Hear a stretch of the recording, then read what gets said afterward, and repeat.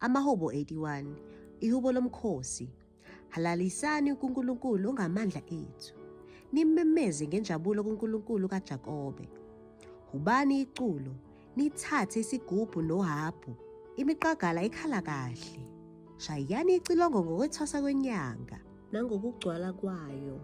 Ngosuku lomkhosi wethu, ngokuba kuyisimiso ko-Israyeli nomthetho kaNkulunkulu kaJakobe, wakwenza kwaba ngubufakazi obumileyo kaJosefa mhlazana ephuma eGibhithe.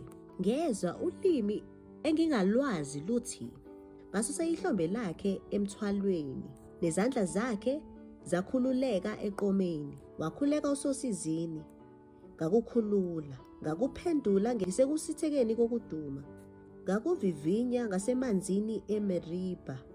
Sela. Bantu bami, yizwani, ngizofakaza kini ngokuthi, Israyeli, sengathi ungangilalela. Makungabi bikho kuwe omunye uNkulunkulu. Ungakhuleki kuNkulunkulu babezizwe. Mina nginguSimakade uNkulunkulu wakho, owakukhulula eGibhithe. Khamisa umlomo wakho, ngiwugcwalise. Kepha abantu bami abalilalelanga izwi lami. U-Israyeli wangishaya indiva. Ngase ngibayekelela enkanini yenhliziyo yabo. Bahamba ngokuthanda kwabo. Kwangathi abantu bami bangangizwa.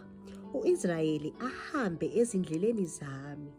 Izitha zabo bengizozithobisa ngokushesha. Abamelene nabo ngibashaye ngesandla sami. Abazonda uSimakade bayakuzithoba kuye. Ukubhujiswa kwabo kube phakade. Ngizonondla ngokusanhlamvu kwekhethelo. Yebo, nginisuthise ngoju oluvela edwaleni.